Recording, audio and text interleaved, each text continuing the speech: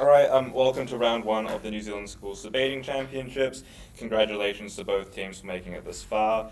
The info slide for today's motion is policies like Australia's under 16 social media ban requires social media platforms to take steps to determine whether users are old enough to access their services. Methods required by this could include third-party age checks, age estimation technology, parental confirmation by requiring a credit card in order to use the platform, or requiring every account to be linked to a government-issued ID. Therefore, the motion today is this House believes that governments should not require social media platforms to verify users' age. Speaking times are 7 to 8 minutes with POIs between the 1st and 7th minute, so I'll clap once at 1 minute and once again at 7 minutes and twice at 8 minutes. Reply speeches are 4 minutes long. I will clap once at 3 minutes and twice at 4 minutes. Without further ado, I welcome up the first affirmative to begin with today's debate.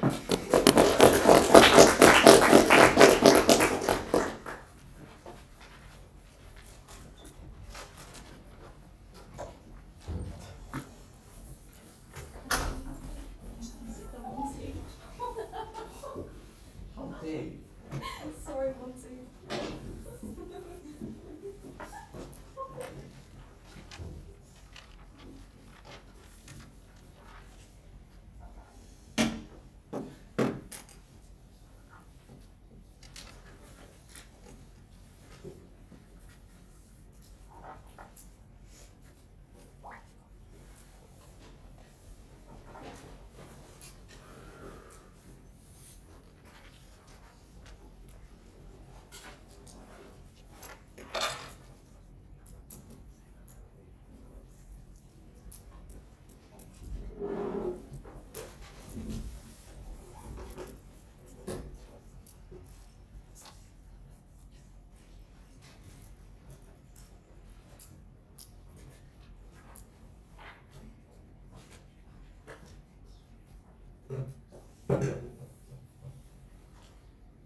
I think both sides of the House agree that social media can be a dangerous tool to young people.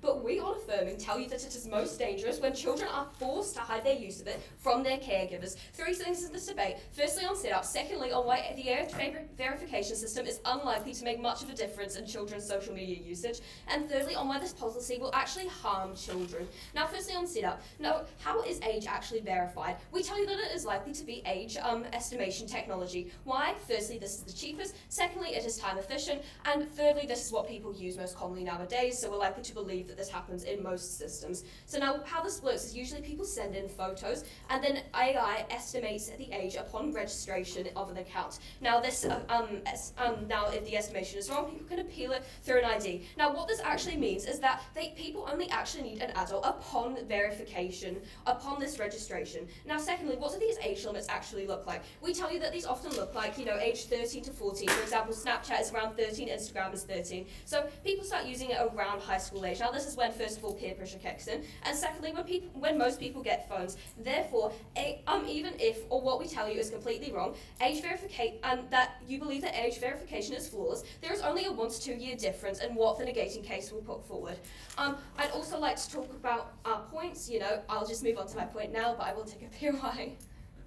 If there is one. No, I'll come back to that later then. So firstly, why the system won't work. Now, firstly, I want to talk about how there will be flaws in this system. So, third-party users and age verification, age estimation technology are relatively new and driven by AI. Why are they the most common? Again, they are cheap and they are easy, and this is in the social media's interest. Like, they want this to be as cheap as possible, and they want this to be as little hassle as possible. So this means that, first of all, they're likely to make mistakes, and second of all, there's a lack of attention to detail because they're driven by efficiency over quality. Now, therefore, this means that children will slip through the gaps. Secondly, it's unlikely to be thorough. Now, this is because the social media agencies will only be using this, doing this age verification to reach the government standards. They don't want to make this rigorous. They don't care all of a sudden about children's welfare online. They just want to meet government standards so then they can push this product out. So now this means, first of all, that they will be quick and use less resources. And secondly, again, they have no incentive to be this rigorous. This means that technologies will be, for example, they will spend less time on assessing assessment of photos.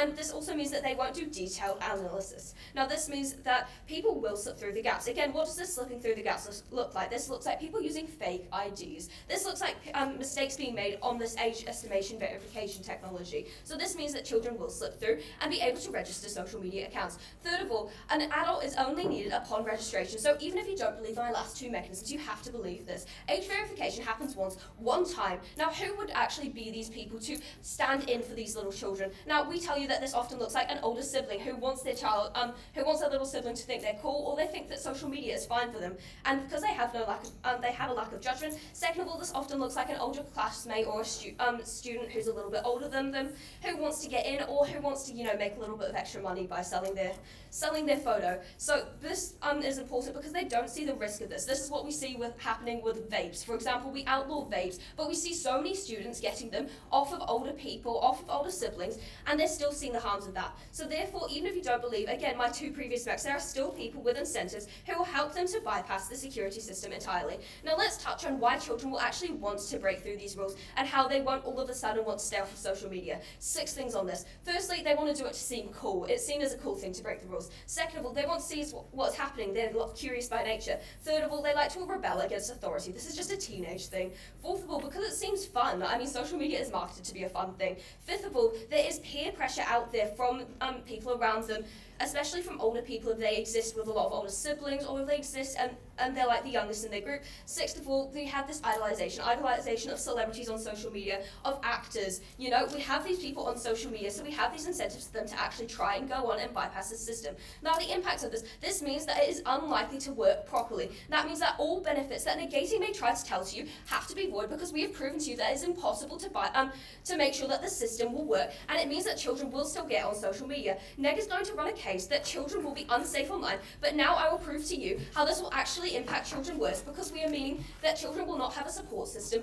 and children will have less regulation online. I will take a POI if there are any. As you conceded in your first sentence, social media can be harmful. This can look like exploitation, this could look like polarisation. If we stop even one child from being exploited by pedophiles online, is that not worth it, even though many will slip through the cracks? But I also think that the fact that we're going to have so many children on social media, unregulated, unmonitored, like I'm going to prove to you, this means that they're going to experience it worse. Children who are monitored by their parents or their caregivers, or have a support system that they can go to if they're being exploited or cyberbullying, they're less likely to see these harms. So now to my point, we have proven to you that children will still be on social media in relatively large amounts. If we can prove to you that any one of these mechanisms are true, regardless of it's whether a 10% decrease in usership or a 90% decrease in usership, we have to win this debate, as the scary consequences for those using it outweighs any benefits Neg will actually get. So first of all, on how there will be no monitoring from parents or caregivers. If children find themselves on social media without the knowledge of parents or caregivers, they are likely to get into trouble. Now, why are these people unlikely to know? First of all, children often don't want to get into trouble. Second of all,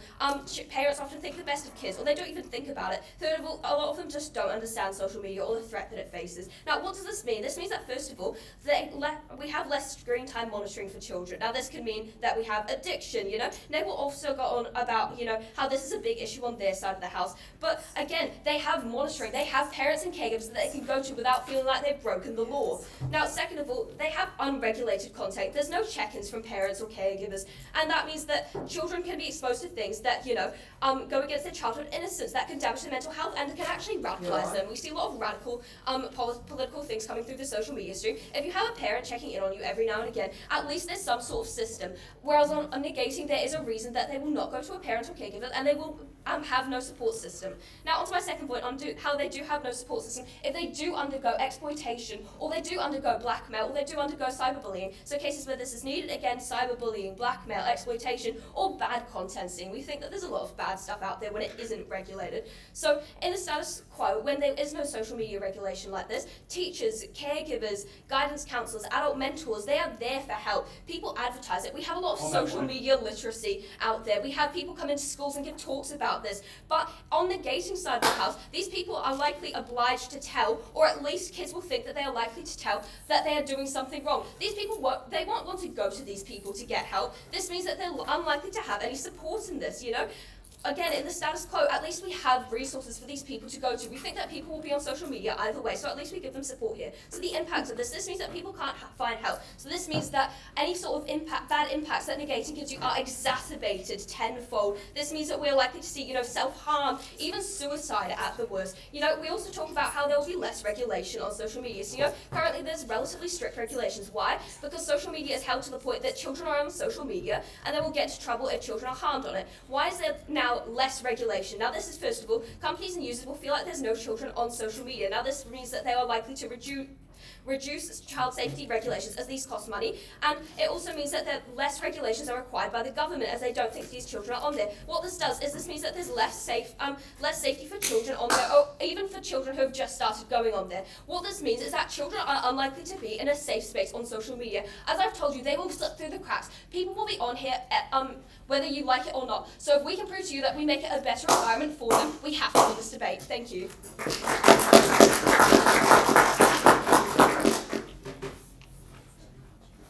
I thank the speaker for their speech and invite the first speaker of side next to come up and start their case.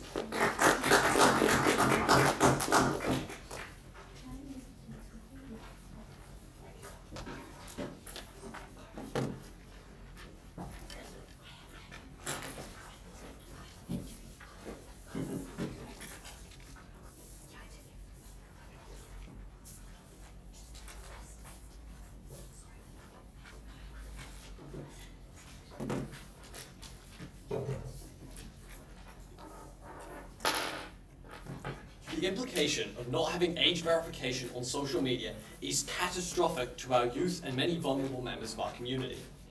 So to start this first, I will show you how severely the effects of social media affect those younger in our society and those who are the youth. And I'll show how the current system that is in place is entirely unequipped to address this.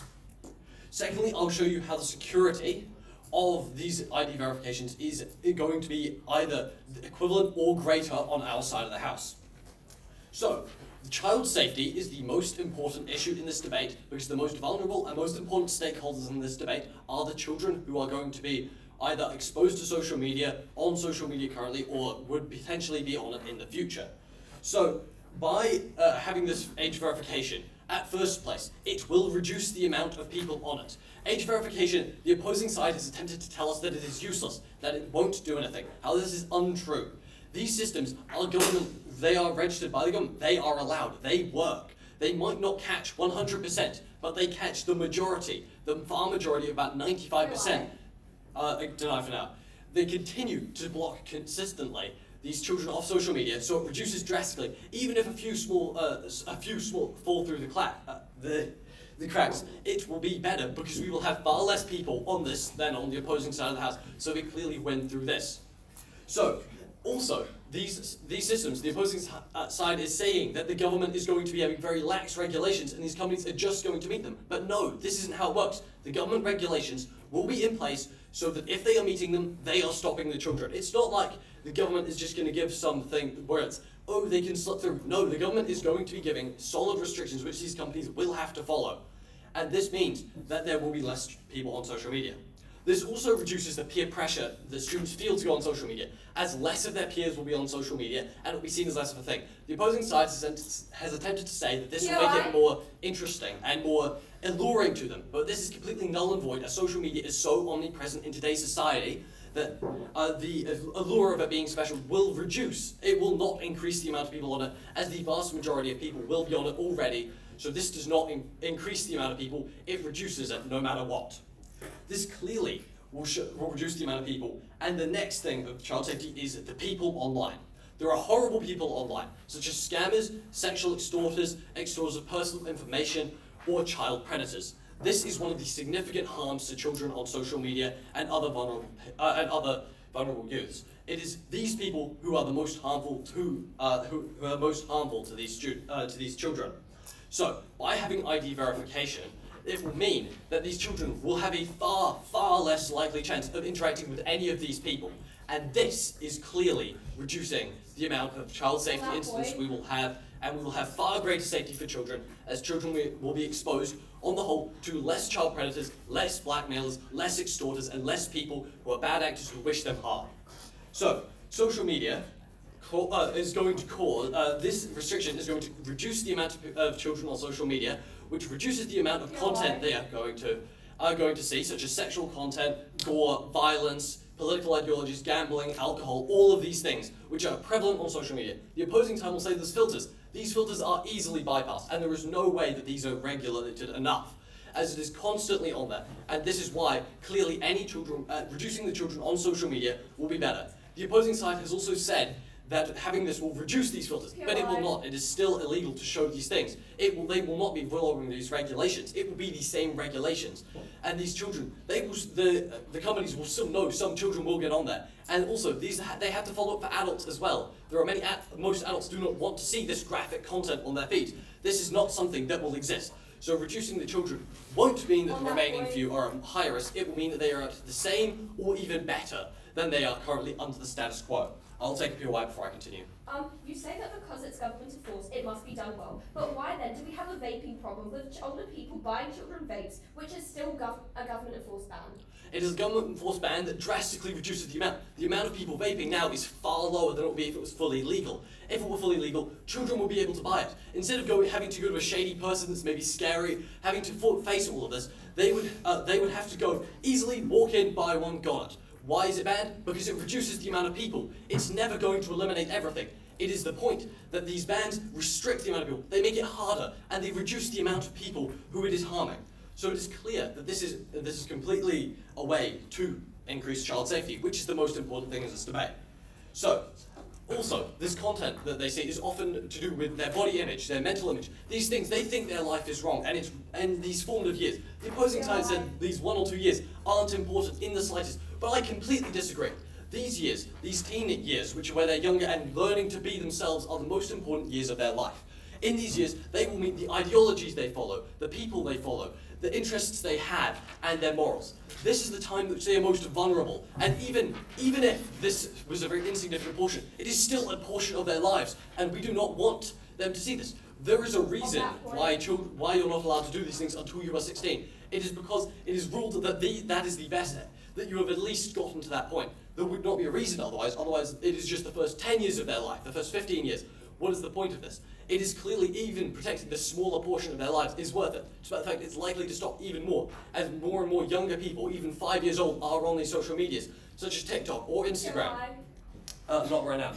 So, this is clearly why it is far better to have this ID verification. So, I'll take a POI now. You said that the government will enforce this, but they can also bypass filters on social media. Aren't those also government enforced? They are, but they are effective. Having more layers of security is better than one. This filter is pretty good. It stops it from appearing. It doesn't mean that you can't search for it. If you look for something, you can find it, but it stops it from being on most people's things without looking. The combination of these filters is better on our side of the house. So this is a moot point, as regardless, this is available to both sides of the house and improves under our side of the house. As it is, we are adding an extra beneficial layer on top of the existing layer, which will improve child safety online. So, going on to my point about addictions. Social media is a hub of addictions that is constantly growing and feeding these children's addictions. Not just the social media effects, but also gambling, short-form content, and sexual addictions that arise from being on social media. So gambling is often shown by streamers through games like Counter-Strike, through loot boxes and games like Overwatch, or also on sites like Rainbet or Kalshi, where it is highly proposed. There are many streamers that profit off children being into this gambling stuff. So we want to reduce that, as these impacts are very bad for the children. So even by reducing the amount of children on social media by one person, we are clearly showing why this greatly improves the child's safety.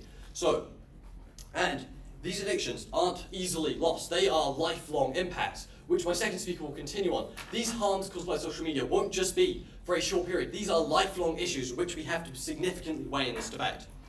So, under status quo, we have children being far easily able to be exposed to pornography, to different types of sexual content, to types of gambling, to types of alcohol, to types of drugs, all of these horrendous things which we do not want our children to be able to access. And under our side of the house, far less people will be exposed to this. So clearly, child safety is improved on our side of the house. So, on our side of the house, we have proven that child safety is improved and there will be far less children on social media, so the risk of their children being harmed is lower. Thank you.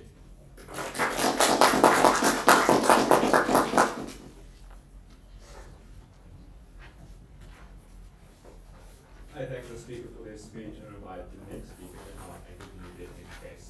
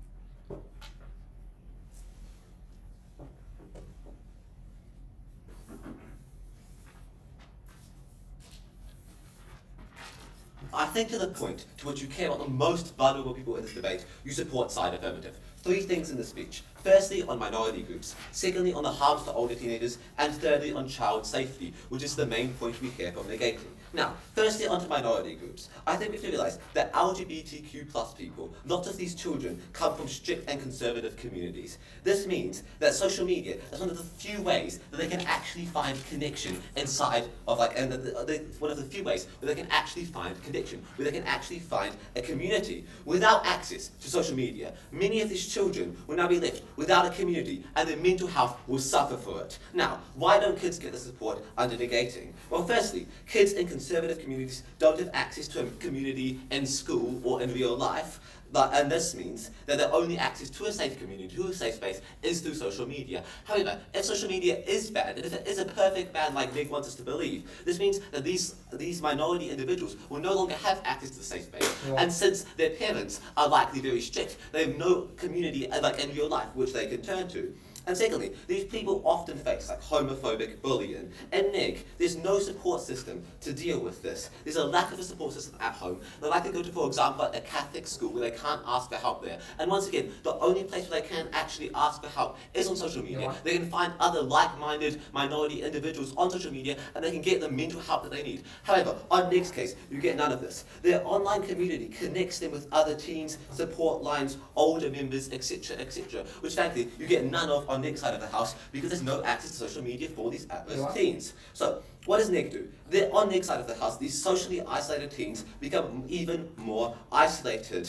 And their one escape, their one safety net, the one place they can turn to for help, for mental health and support is now gone. Without this, their mental health will frankly rapidly decline. They have no community to turn to for support. They have no one to help them through the struggles, through the bullying they're likely going through. And this could lead to, for example, an increase in self-harm, or even, at its extreme case, this could lead to an increase in suicide rates. We already see extremely high suicide rates among LGBTQ plus individuals and other minorities. And on NEG's side of the house, these are likely to increase. I think this is a massive harm, which is unique to NEG's side of the house. Because on our side of the house, they do have a safe space to turn to, where they can get the support they need and get the help they need, and they're less likely to commit self-harm, to commit suicide, and frankly suffer from huge mental health issues. Now, Onto why this increased harms after users turn 16. Note this offers like another alternative path to victory in this debate, in case you believe that their model will like function perfectly. So, people who are newly 16 are some of the most at risk. Why is this? Well, they are some of the most self-conscious individuals due to hormones and like coming into adulthood. They really care about their self-image. Secondly, they're at the age where they think they're mature, but they're still not developed and they often make poor decisions. Thirdly, they're at the age where they like strive for independence and are often unwilling to turn to their family for help if their family is willing to help them. So, now, why does NIG get these increased harms to children who like turn 16 or are newly like old enough to use social media? Well, firstly, as my first speaker said, social media is likely to be less regulated. We do get a brief pushback from NIG on this. However, I think that once there is this like blanket system of like identification and realizing what age people is, social media companies lose a lot of their other incentives to have other regulations because they're essentially fulfilling their due diligence by having this initial like quality verification. So they're likely to remove a lot of other regulations. Now secondly, these people are likely to have little online literacy as this is their first real experience with it. As soon as you turn 16, you're suddenly thrown into the world of social media with no prior experience. Thirdly, they're more likely to become addicted because it's the whole forbidden fruit theory, right? If the forbidden fruit's always the most appealing. For example, once people turn 18, they often try out alcohol, they often go partying. This is likely to like happen to social media, they often to try social media a lot and become addicted. 4, they have little parental supervision for their first experience, as they're much more independent at like say 16 than say a 12 or 13-year-old. This means that their parents are more likely to leave them alone and not help them with their first social media experience. They're less likely to have things like parental controls on their phones. They're less likely to have parent supervision. 5, there's likely to be less digital safety taught in schools, as high school is much busier than say intermediate. So on NIG's side, they're unlikely to have time for quality internet safety presentation. And even if there is, say once again like a 16-year-old is less likely to listen than a 13-year-old, as like once we're all 16, as many of us are in this room, we often think we know better. Now 6, there is this risk of privacy breaches, as 16-year-olds may have to send things such as ID, pictures, etc. This means that a third-party app will have access to this sensitive information, meaning that they may be the target of specific harmful advertisements, or there's a possibility of, say, a data breach in which bad actors get this sensitive information. So what are the impacts of this? Well, firstly, 16 plus or like whatever age like you are allowed to be on social media are exposed to more harmful content, and this can lead to unhealthy addictions, negative self-image, declining mental health, a lot of the impacts that we get on the side of the house. Secondly, they're more likely to be addicted because they have which has a huge opportunity cost in life in regards to like time and real life friendships. Because once again, they don't have parental experience, they don't have this previous supervision. 3, they're more vulnerable to online bad actors due to like their overconfidence at this age and the lack of online literacy, which can have extremely harmful consequences. So, now onto child safety, this is essentially the only push we get from NIG. And I think a lot of this, like we can weigh a lot of our substantive material much higher because we affect the minority groups, we affect these newly like most vulnerable teenagers, and this is a lot of substantive contribution which we just don't get on the side of the house. So quickly onto child safety. Well, firstly, we hear from my first speaker a lot that these children are likely to not be more safe online. Why? Well, parents are going to regulate this, and like children are scared to speak out and ask for help. Note that both of these points aren't actually really engaged with by side negating. They don't come back and rebut that children will be scared to speak out. They don't rebut that parents will like regulate this. So I think that a lot of their harms which they give us are mitigated by this. So what do we hear from NIG? Well, we essentially hear there'll be a low amount of children using social media. And once again, you had a lot of mitigatory responses from this from my first speaker. And secondly, I think that, well, there's a marginal difference in scale. Why is this? Well, as my first speaker had a lot of this substantive material on, it's unlikely this ban's going to be super effective. There are going to be these like children who are going to ask their older brothers, or they're going to pay someone to do this face ID verification. So I think it's likely to be quite small in scale, the number of people that now no longer can go online. And the people that do get online, right, that do get on social media, are now going to get a huge, massive harm, because once again, less regulation, less parental supervision, etc., etc. I'll take it for a while.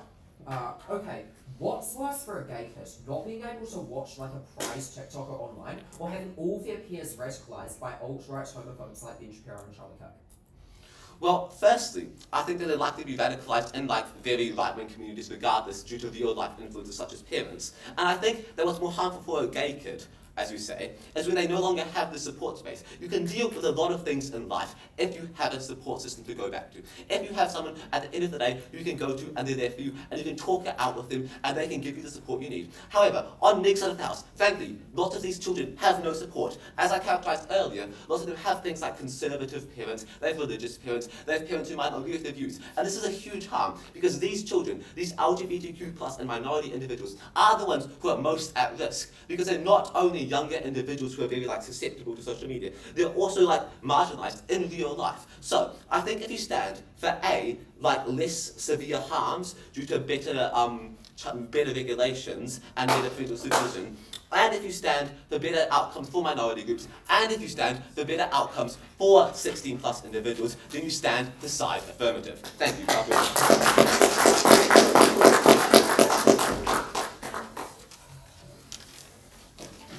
Thank you, speaker, for this speech, and invite the next speaker to come and continue their speech.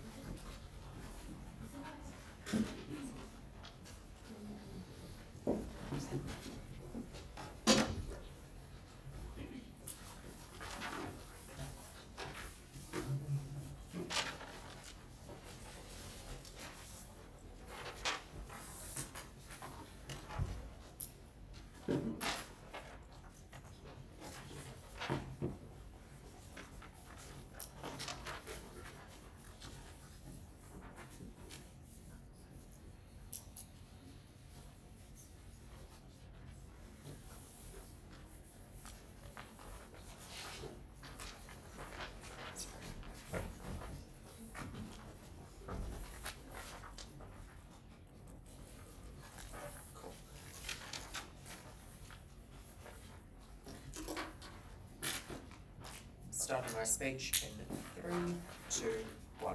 3, maybe 4 points to talk about in this speech. Firstly, on whether this will work. Secondly, on what the impacts are if it works. Thirdly, possibly on my split on social impacts, but I might not get time to do it. And then fourthly, on whether it can deteriorates in terms of how good the protections are after you start putting this in place. I'm actually going to start with the further protections because I think that's where we hear the most amount of push from their side of the house, and I also think it's their best point because I think the other point that they spend a lot of time talking about is purely mitigatory. They try and tell you all this stuff that I'll go into later about how the system won't work.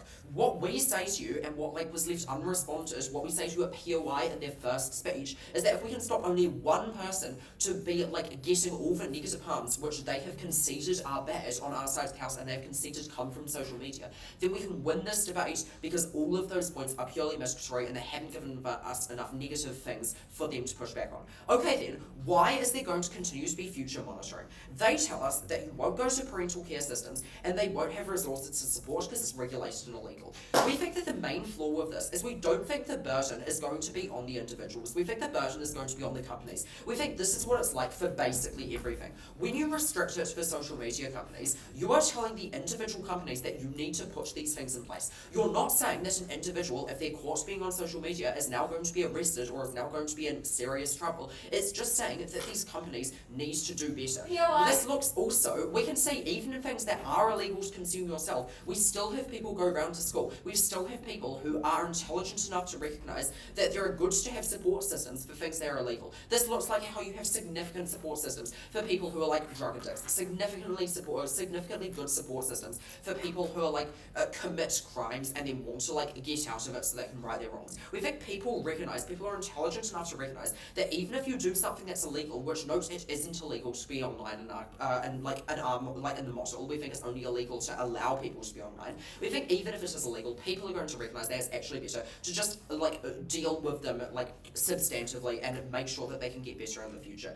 We also think that there are a couple of other responses to why they will actually have future monitoring. We think firstly, companies are going to continue to have future monitoring because we think that this is one individual country that is going to be creating policy. We think that when you have a social media company that's probably facing pushback around the world from parents, from users, about how it's they get tons of gore. Note also older people also don't like seeing a bunch of gore on their system and like bad stuff that we've already talked about. Yeah, We why? think that because they're going to have to clamp down this across the globe, all this is going to mean is it's probably not going to have effect of one country changing anything. It's probably going to have like the only effect it's going to be having is on that country, because all the other benefits that they gain from having these support systems, like and having these monitoring and like safeguards as they do, have already been put in place. They have no reason to reduce them, and then also are still like active in other countries. We also think that even if governments, like one government doing something is enough to have a proper difference on how the company is going to be run,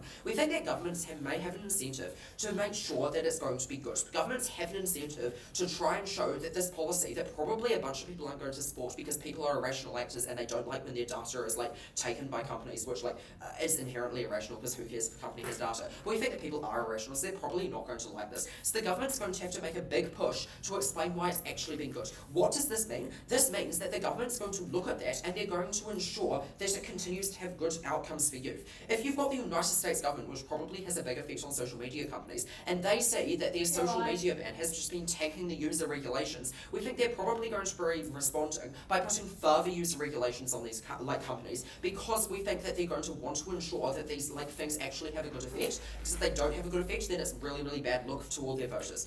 Then on to the reason I spent so long on that is because that's the only negative pushback. Everything else is just mitigatory. Okay then, on to their mitigatory things then, about why the system won't work. Note again, it's mitigatory, don't need to go into too much.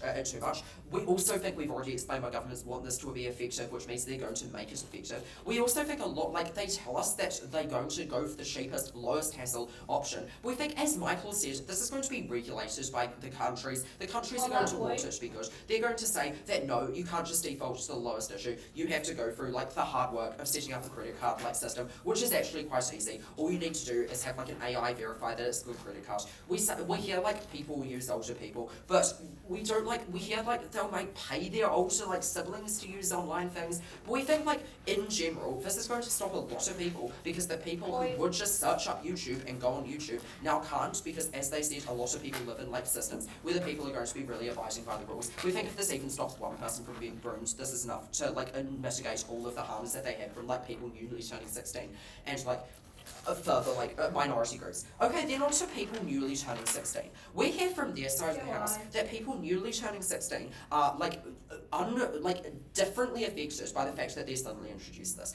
Our main response is 16 plus has never been defined in the motion. If you don't like as affirmative it being if you say that you don't like it being set at 16, then cool. The country is going to have a big discussion. There's tons of checks and balances. They're going to yap a bunch and explain why one thing is good and one thing is bad. The public is going to submit it, and they're going to decide, okay, 16 plus, maybe not the best option. Maybe it should be 18. Maybe it should be 20. In general, this is age regulations. Anything that is specific to a certain age, that specifically refers to stuff about high school and stuff, is going to, doesn't actually apply, because we haven't set an actual boundary, and they didn't define that boundary in first. They can't bring it up in second, or as they would have to now in first. We also think that they try and use previous mechanisms like social media as likely to be regulated. Again, we already gave you tons of responses why that's not true. I am going to take a point until I move on to minority groups.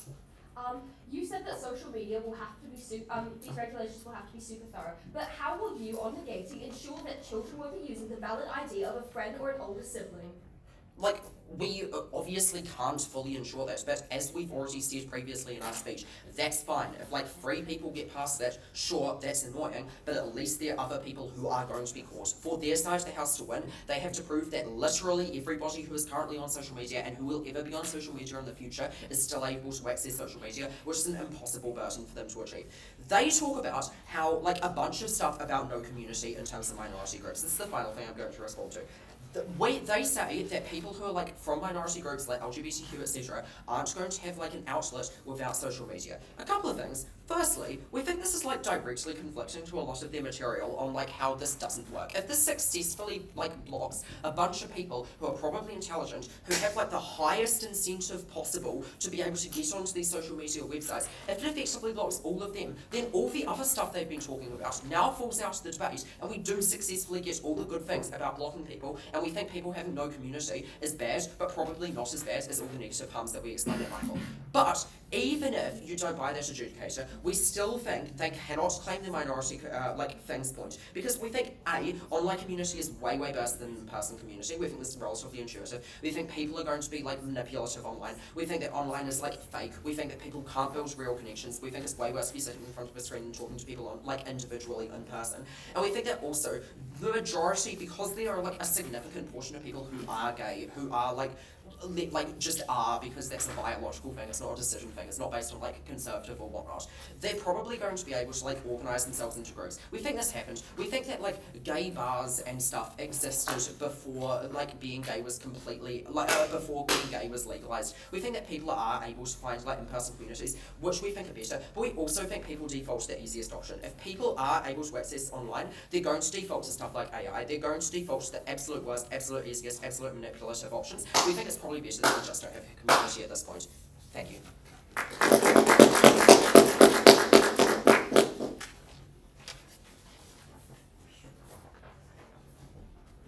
I thank the speaker for their speech and invite the next speaker to come up and continue their use case.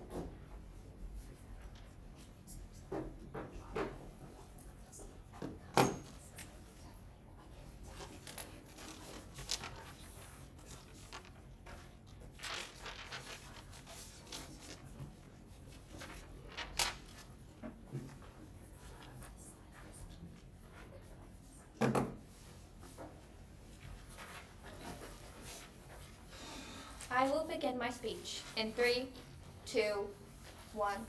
The Negates team has proposed exactly one path to victory for their side of the house.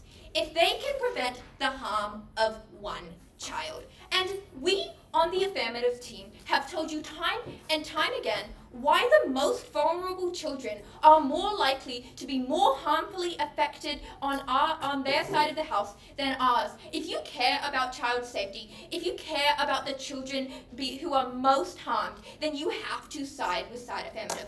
I will be covering 2 points of clash in this debate. Firstly, on child safety, and secondly, on addiction with social media. Firstly, on child safety. As a path to victory, both sides have talked about how child safety is relatively important. Firstly, we have proven why actually children are more unsafe when they have to get on social media illegally, and it's more likely to be the ones who could be radicalized by child predators, as the negating team has already stated. And secondly, how you get rid of the positive of kids having community on social media as LGBTQ minorities. And when you get rid of a positive, that directly becomes a harm to children's mental health, which is a part of their safety, right?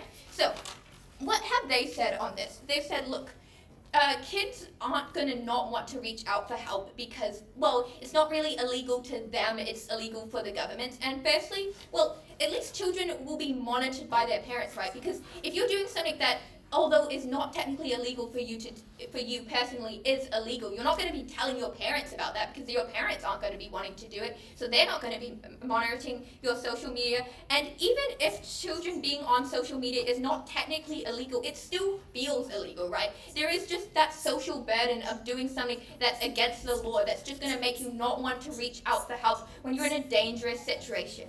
And we want to characterize who are the children who are going to be on social media. It is not, as the negating team would just like to tell you, oh, it's slip-ins, or maybe they want to try and flip some of our impacts and say they don't count with LGBTQ+. It's the rebels. It's the one who are trying to push the boundaries, who want to seem cool, who want to seem hip, who are the ones who are kind of social outliers anyways, not because they're LGBTQ+, but because they're kind of like doing dangerous, they're doing kind of illegal stuff. And those are the children who are most likely targeted by the child predators that the negating team has entirely based their case on. And so we can flip those impacts around the worry about child predators and basically say to you that the children who will be affected on both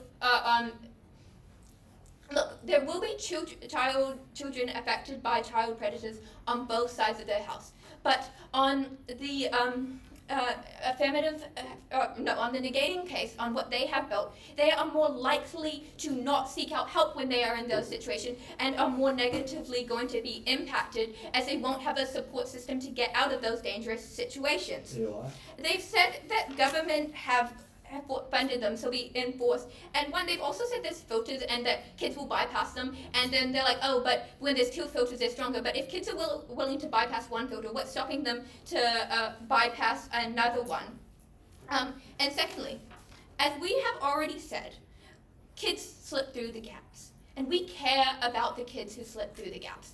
The negating team has tried to mitigate all of our points around these children. When they are the children that, as I have already said, the negating team should care about, because those are the ones who are more likely to get in those dangerous situations because they are already willing to do something that is illegal. If you're willing to do one thing illegal, right, you're more likely to go and talk to that shady person online because you think it seems cool, right? And so you're more likely to get into those dangerous situations that the affirmative team is so worried about.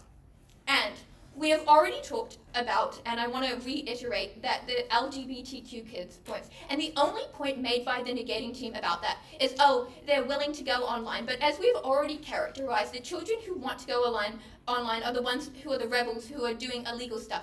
What we see and characterize these LGBTQ kids are ones in conservative communities who don't want to stick out, who don't want to be maybe caught doing something illegal and then be asked, why were you trying to go online? Because then they'll have to be like, oh, it's because I was trying to access other queer people, which you don't want to say if you live in a conservative environment, right? And so if you care about child safety and you want to protect kids, then you have to have a system where it is easy and viable for children to go and seek out help. You have to make sure that these children are able and willing to get help when they are in these dangerous situations. And they will not be wanting to do that because they are already doing something illegal. And even though they may not be the ones who face the punishments for them from like the government, they're most likely able to face punishments from like their parents or maybe their school, right? And so what we think will happen is kids aren't always rational. If they're irrational to go on social media, they're likely not rationally going to tell their parents when they're in a dangerous situation because they think the harms of getting told off by their parents don't outweigh the benefit of getting help from them. Yeah, I will take a POI.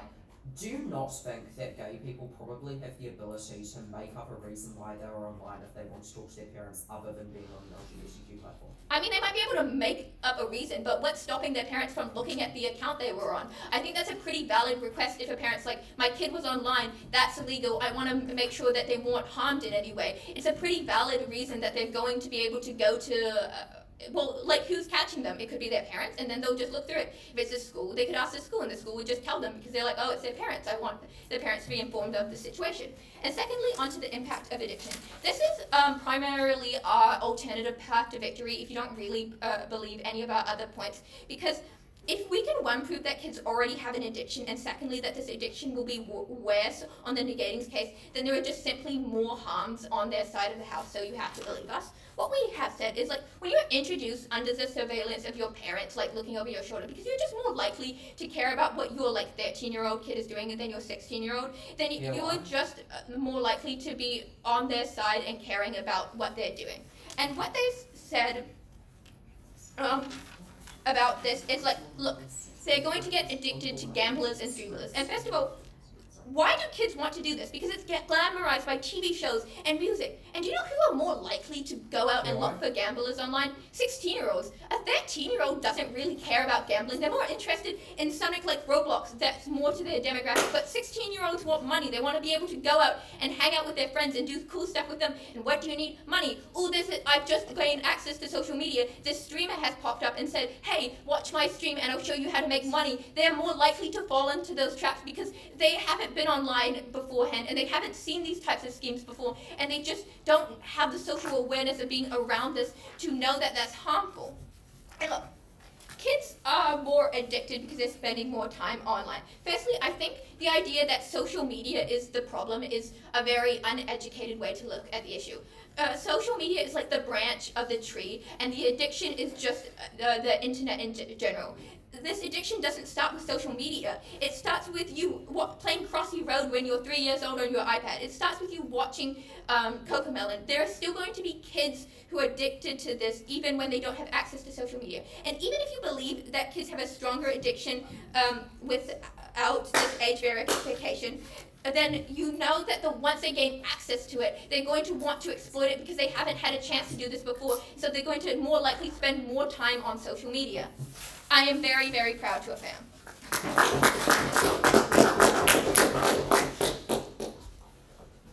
thank the speaker for their speech and invite the next speaker to come up and continue their team's case.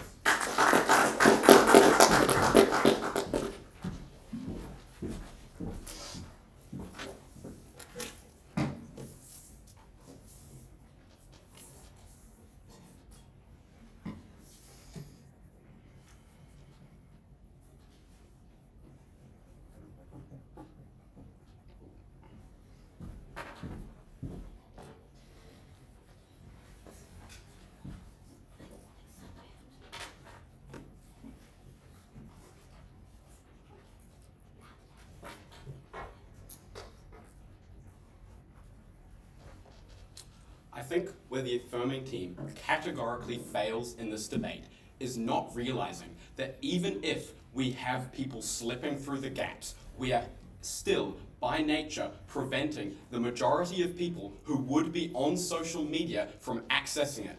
Therefore, all of the impacts we are giving you are going to stand more strongly than the opposing team wants you to believe. All right, in this debate, 2 points of clash. The first of these is, why does banning / restricting social media for under 16s increase and benefit child safety? The second is, why does banning this social media for under 16s overall just increase and improve the positive outcomes for society? All right, that first point, what's been debated the most within this debate and is the most important, why is it going to benefit child safety? All right, when we're banning social media, the opposing team is telling you that we're going to have people slipping through the gaps, and therefore they're going to be experiencing negative stuff on a greater scale because they can slip through the gaps into this more harmful social environment. As well as that, they're telling you these people slipping through the gaps are going to be people more interested in things like illegal activities or going against the law because they want to be rebellious. Even if you have these people slipping through the gaps, what is to say they will not be on social media already in the status quo? I think this point is swayed so lowly in this debate because it is just completely false that it is going to have more negative effects on these people, as you're already going to have these people on social media. It doesn't matter if they want to go against the law. It doesn't matter if they want to break it. They're still going to be on the social media either way. Because of this, I think this point is symmetrical. It weighs lowly in this debate. All right, on to what we've said about this. The opposing team, as I mentioned, wants you to believe social media ban is not going to be effective.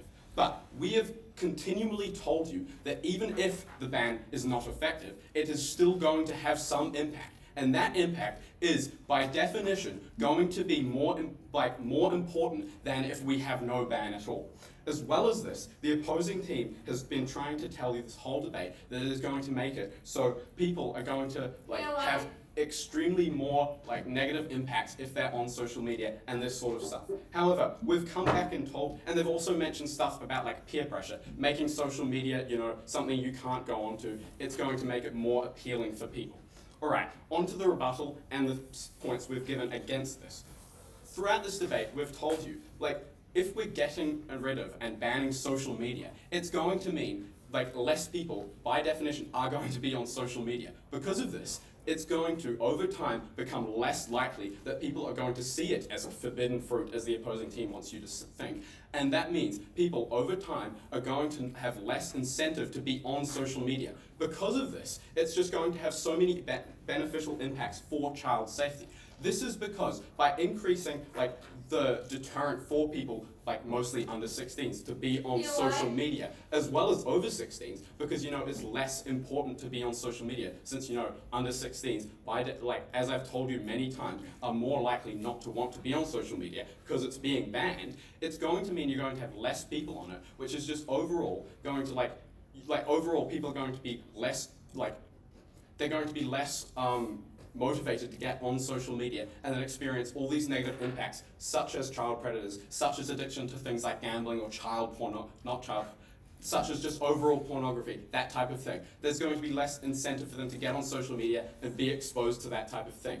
Overall, we're going to achieve this much greater on our side of the house, which is going to improve overall child safety at a much greater way than the opposing team wants to do. Why? As well as this, the opposing team has told you information about how people in oppressed communities such as like LGBTQ plus and those sort of things are going to not have a community to run away to, not have a community to connect with other like-minded people and be able to feel more accepted within society. We think this point just does not stand within this debate and needs to be weighed lowly. That is because, in POI to when this was mentioned in Second Speaker, we clearly tell you that the radicalization that is going to happen through social media is going to be so much more detrimental to people in these communities that it is just going to be so much they're going to have such a less quality of life and they're going to be such less safe within society because there's more people who are actually being radicalized through things like, for example, Clavicular, who's putting out all this negative manosphere content, and other influencers, as was mentioned, like Ben Shapiro. There's going to be more people exposed to this stuff because they're not being restricted from social media, and because of this, it's going to perpetuate things in society such as the conservative views that oppress these people. And because of this, I think it weighs much more importantly in this debate to ban social media from the get-go to prevent, even if it's a small prevention, it's still a prevention, that you're going to prevent people from being exposed to this stuff, which is in turn going to reduce the amount of people that are going to be oppressing these radicalized communities, which is going to achieve the thing the opposing team wants you to believe happens more on their side of the house in a much greater aspect on our side. All right, I'll take the POI now. Don't you think that social media will be more dangerous to the youth who slip through because social media won't be worried about making sure it's safe for children who are on it? I'm going to agree with that point because if we have people slipping through these gaps, they're still going to be exposed to that stuff. And as well as that, as was mentioned in that point as well, they're saying that you're going to have stuff like a more dangerous social media platform. But we think this is not true. As we've mentioned, it's not likely stuff like pornography or gore is going to be more apparent on social media because it's not likely that the adults using social media want to see that stuff. There's not a large community of people in this world who want to use Instagram to watch gore videos. That's just not a strong point. And it's more likely that these people, they're already gonna experience more impacts on, more negative impacts on their side of the house than our side of the house because we're banning it from the get-go. As well as this, if you think that if you think that under 16s or over 16 or under 16s who are slipping through the gaps onto social media are going to have more negative stuff because they're experiencing a less regulated thing, it's just realistically just not going to happen because of all the stuff I previously told you. All right, on to the second point of clash, which is largely about the benefit for society. Overall, we've told you throughout this debate many times that we're reducing the amount of radicalization within society because on social media you're going to have less of these people who are going to be exposed to that stuff. That was mentioned in Malachi's POI earlier in the debate. Because of this, you're going to have like less radicalization within society. That is, as I mentioned previously, going to benefit child safety, but it's also going to benefit like the overall quality of society. That is because you're going to have less people who are like holding these values that are dangerous and like damaging towards people in society, which is just going to be so much more beneficial and is not going to happen on the opposing side of the House. Therefore needs to be weighed highly in this debate because it's allowing for a more like coherent and accepting society, which is not achieved on the opposing side and is achieved on our side of the House. As well as this, like they've told you many times that like people are going to be able to bypass this system, but we think this is just not like true. Like if people even are bypassing the system and getting through the cracks, like this radicalization, it's going to happen on a smaller degree, therefore is going to be good. Thank you.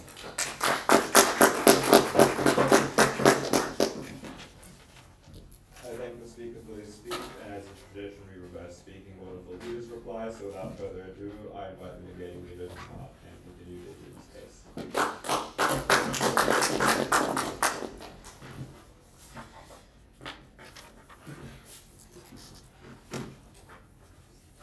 Starting my speech in 3, 2, 1. I think both sides of the House can agree that there are harms that come when social media is used by children and young people. That is a paraphrase quote of the first sentence that we hear opening in this entire debate, and it comes from their side of the House. I think the main point of clash we have to accept then here in this debate is who gets less social media usage. We think that it's been asserted that more social media usage is bad. We give you tons of negative harms of more social media usage at Michael. We hear them concede that more social media usage is bad. We give you masses of response to their point at Minority that they bring up at second. We think that it is okay and very legitimate to absolutely outweigh everything they can possibly say on why less social media is going to be bad with all our points that we give you throughout the entire debate.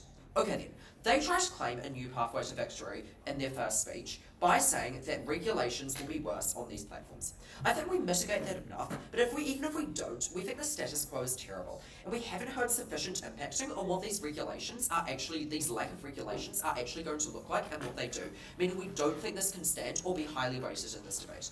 What was our mitigation though? We tell you many things. We tell you that they're forced to put these regulations on for other countries, so they're not going to reduce it for just one random country deciding to heighten the regulation. We tell you that these current regulations are already in place, meaning they're not going to scrap them for no reason.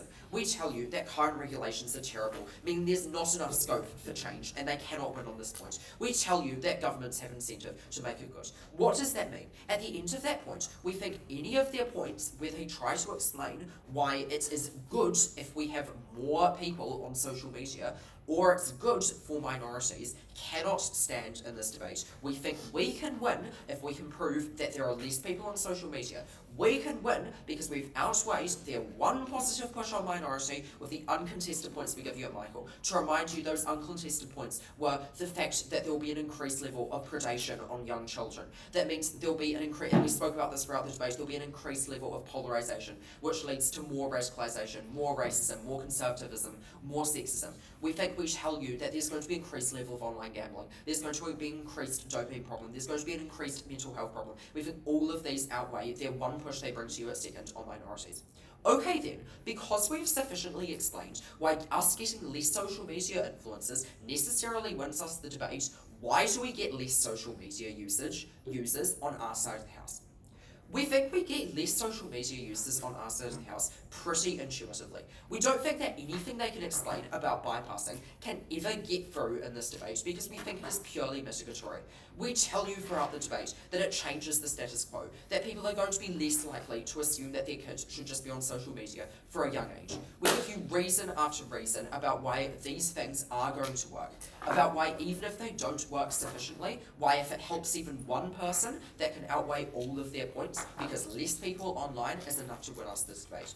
We think we tell you tell you so many reasons. We think we explain to you why a bunch of parents, if it's like, aren't going to go through the hassle of just allowing their kids online by using their own credit card. We think we tell you throughout this debate that individuals are probably like not going to be able to find any way to get around this issue when it's going to be heavily incentivized that governments ensure that this like whole process works really, really well, as hasn't been contested to, because they really want good public like vibes on this so they can continue to get votes. We think we explain why we're going to get significantly less people on social media, but even if you buy all their pushbacks that they give you, that we have rebutted and rebutted all throughout this debate, even if you buy that, we still win, because the amount of weight that we have done throughout this debate is enough to explain why even 10 people, even 100 people, even 1,000 people not using social media is enough to easily win us this debate. This is why you have to vote side negator.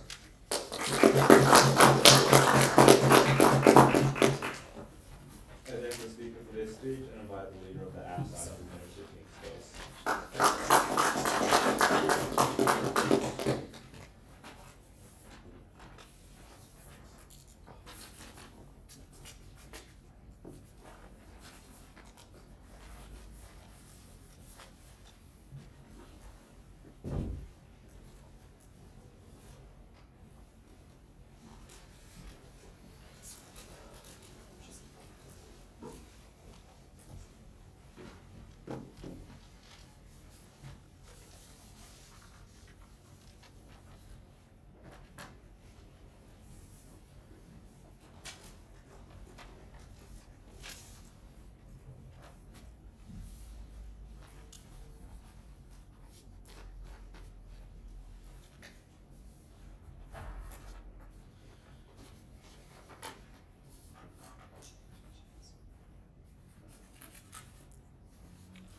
Children slip through the gaps. We hear this from Nig, that some children will slip through the gaps. And this is why we win this debate, even when we only look at the average child. Note, I think that at our worst case, we still get substantially better outcomes for minority groups and these older teenagers. Now, a couple of things to talk about. Firstly, the harms to the average children. Secondly, on minority groups. And thirdly, outcomes for those over 16/average teenagers. So now, firstly, on the average children. Now, why is this important? Well, this is what Nig's entire case pivots on. If we win this point, we win the entire debate, even if you ignore all of our other substantive material. This is their one and only path to victory. Now, what have they told us? They've told us, essentially, that social media is bad, and if we reduce the number of children on social media, this is a good thing. Once again, note that this is quite literally the whole entire case. Now, we mitigated this largely by saying that a lot of children will still have access to social media.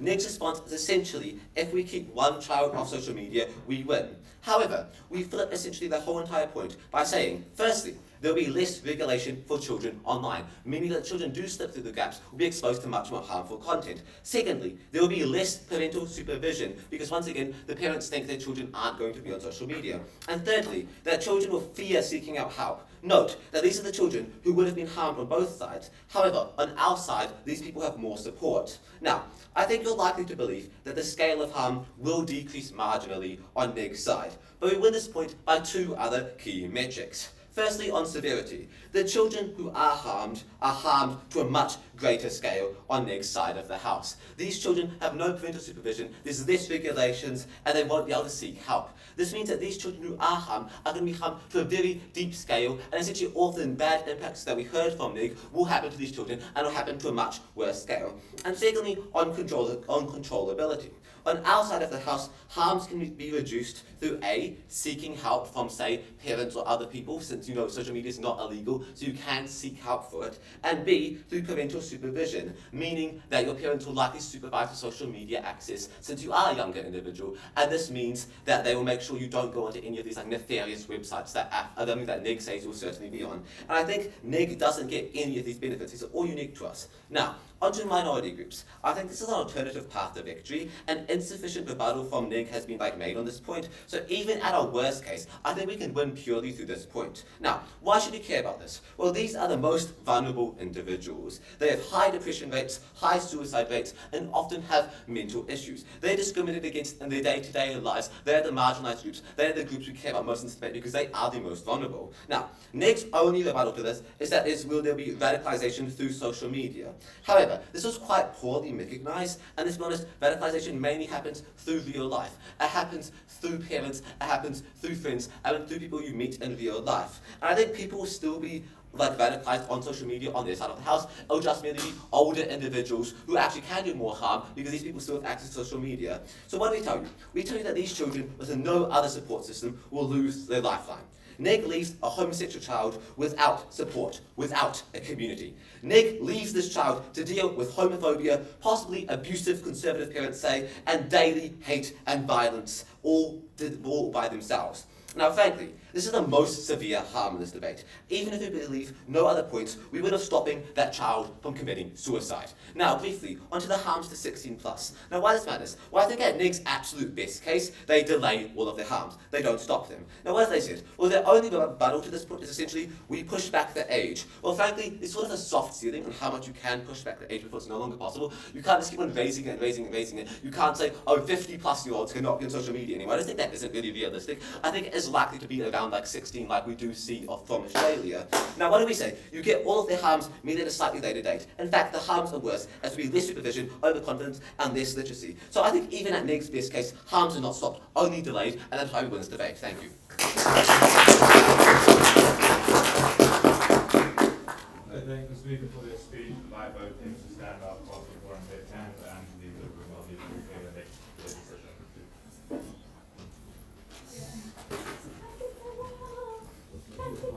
Great job. Good job. Good job.